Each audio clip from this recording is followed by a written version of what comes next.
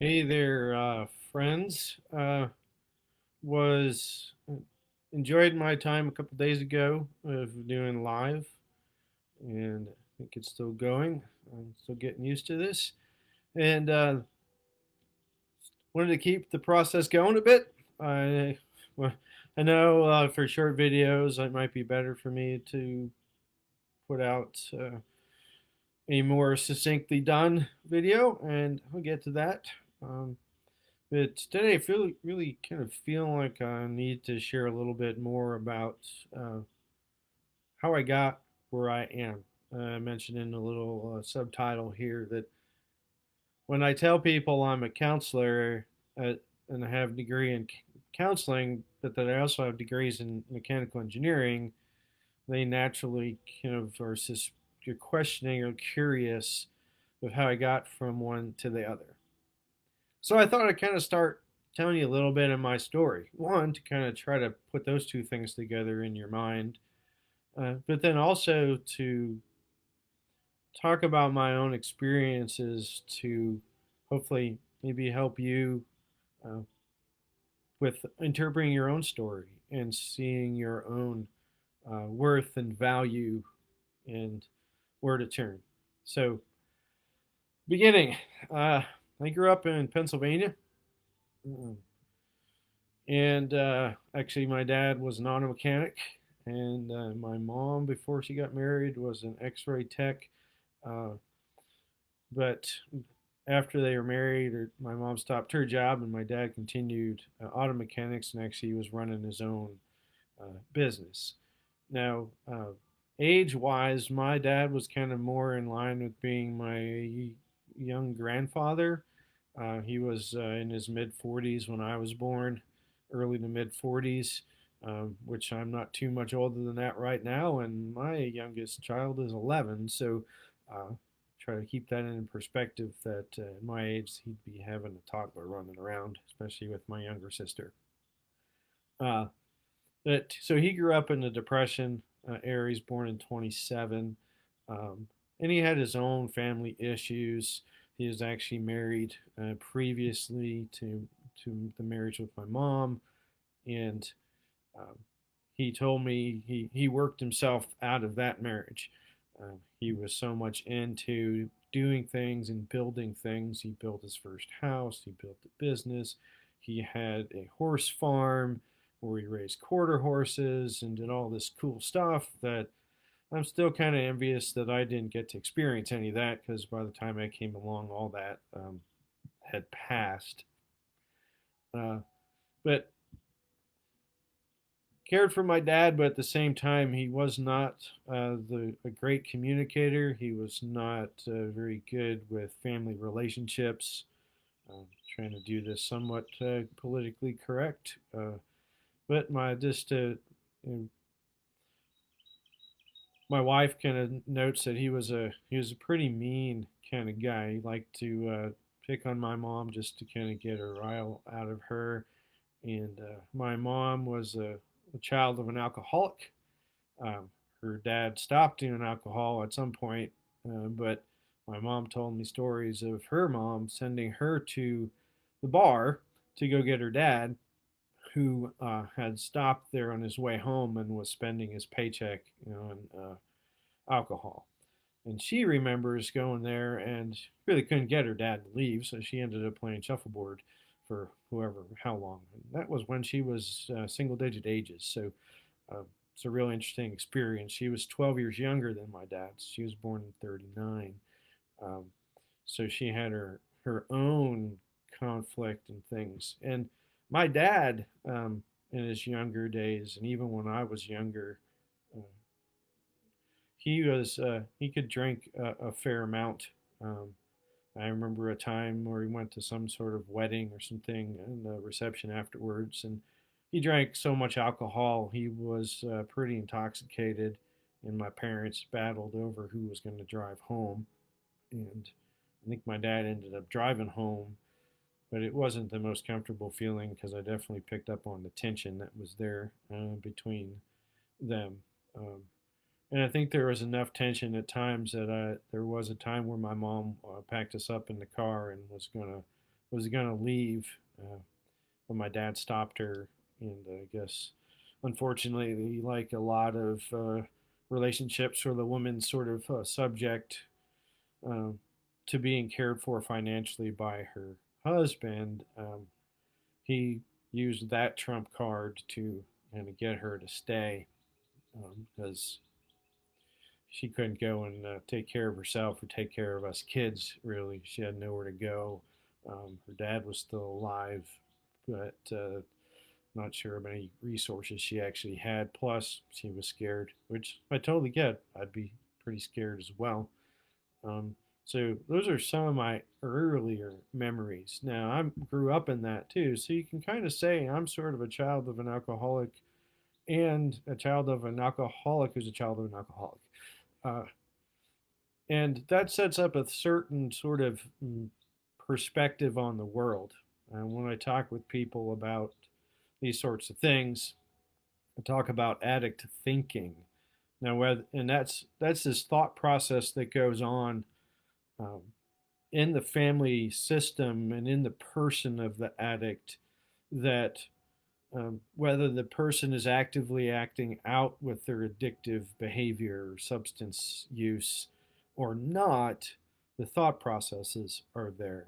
And, got my own sort of addictive experiences, and so I can relate to this thinking where addicts we tend to be, it's all about us, it's all we're not really ever at fault, it's always somebody else's problem, and they blame people a whole lot. Um, and they're from dysfunctional places, so their communication style's really poor.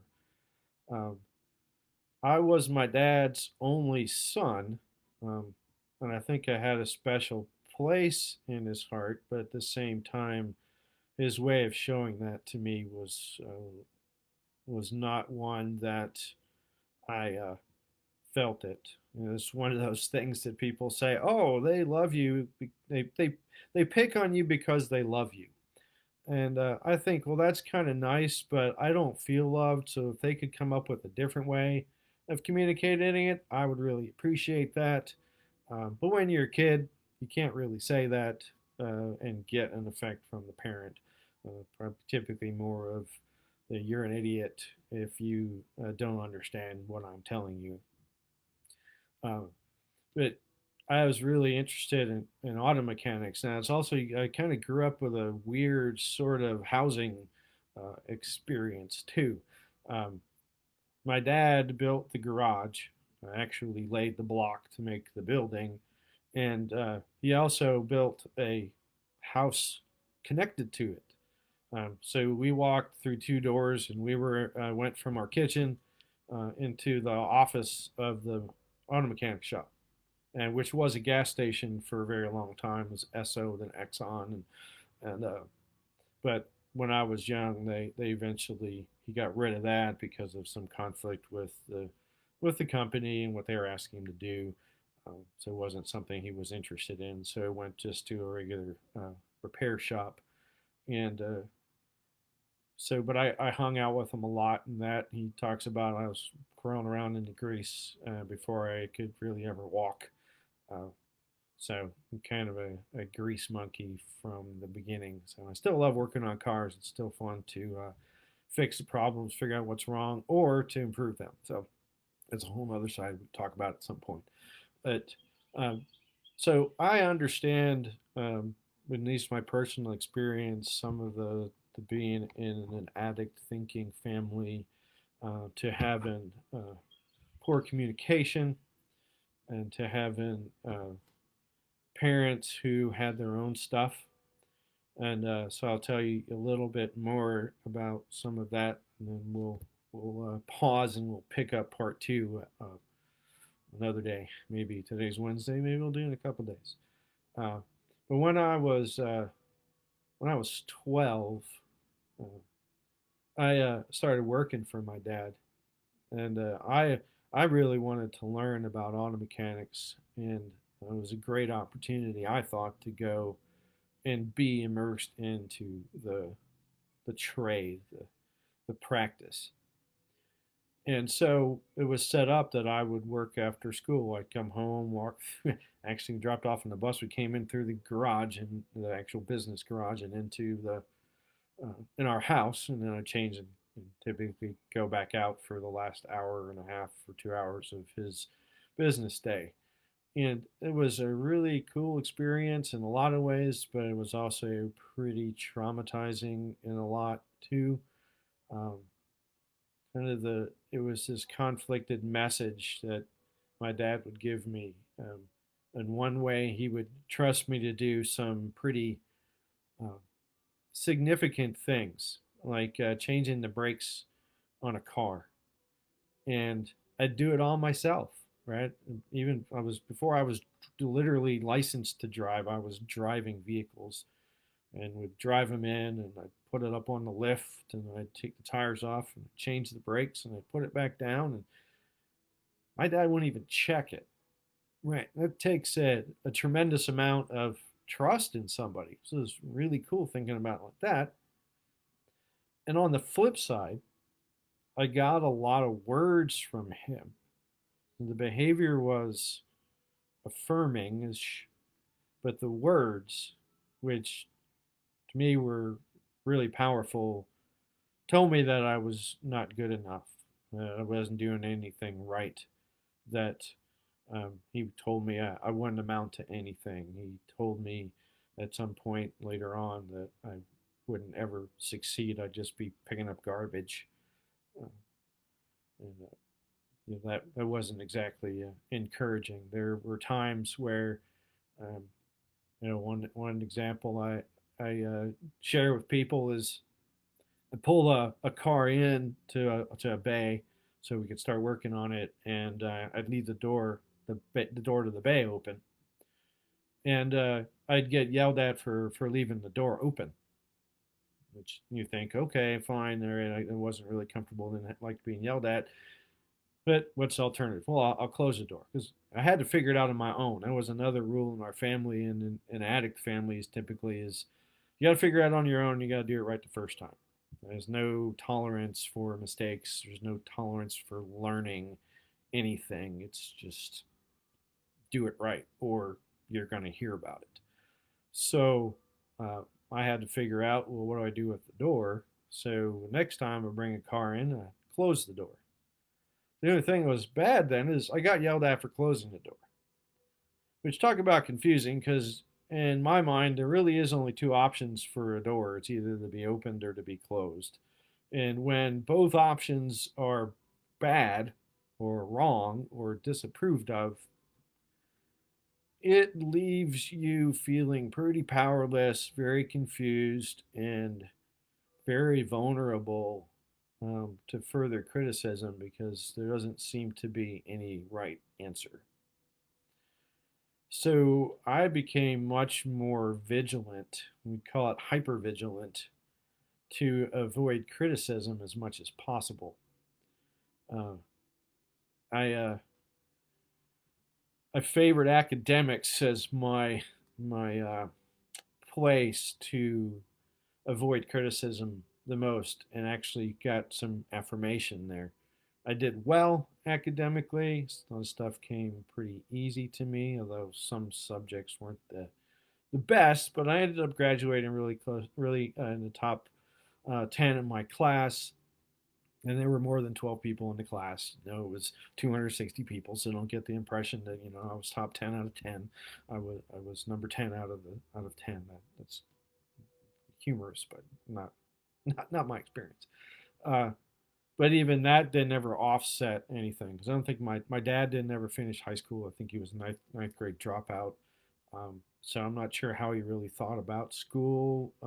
It didn't seem to be too positive at times. I went on to get degrees, and I don't remember my dad saying he was proud of me in any sort of way until I got my master's in engineering. At least that's what my wife reminds me of. So, um, for what that's worth, it was pretty difficult experience. So that combined with a bunch of different things, my mom um, once I started working for my dad, my mom kind of distanced herself a little bit, and I don't know if it was her intention or my dad getting in there.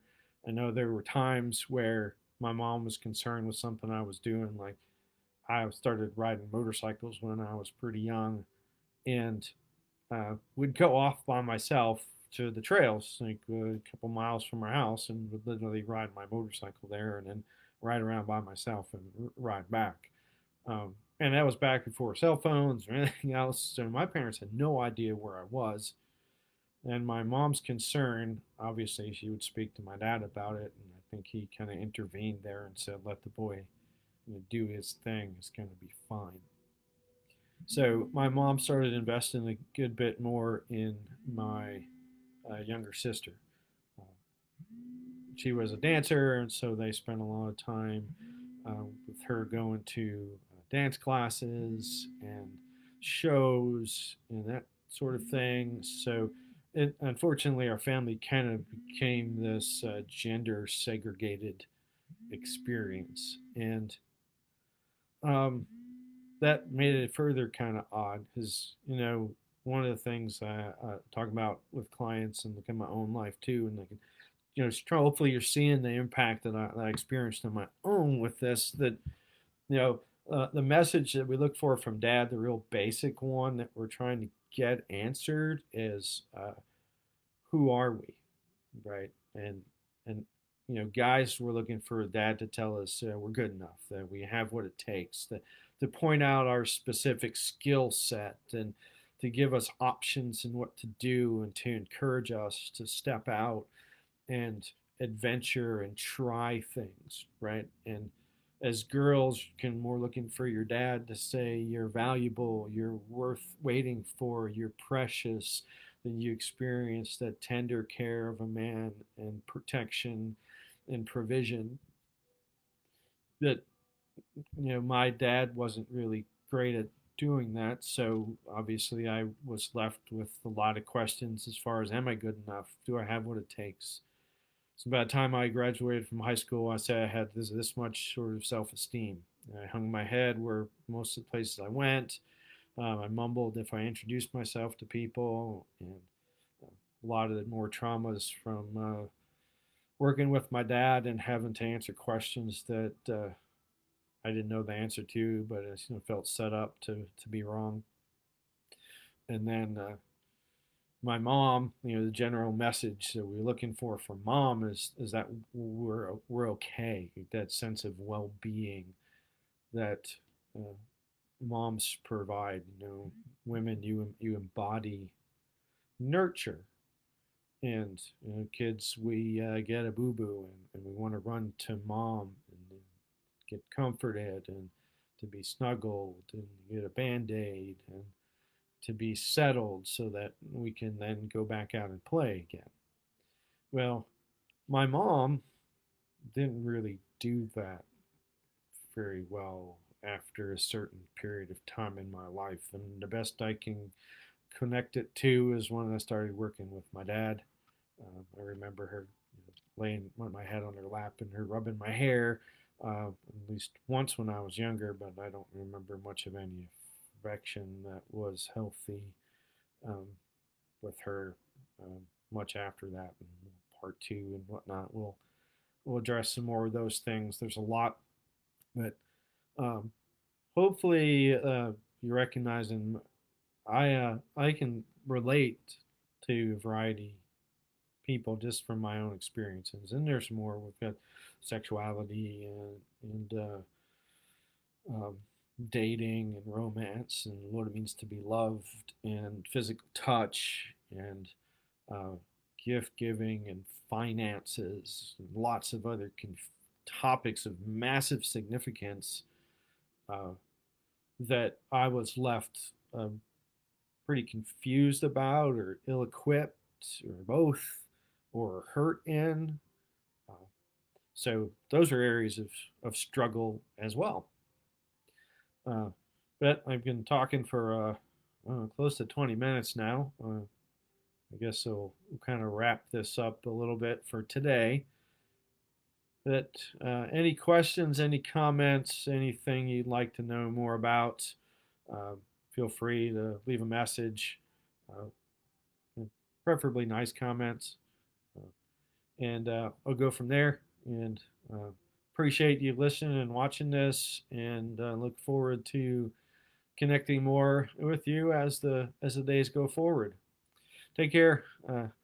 Care for y'all. Love you. I want the best. Bye.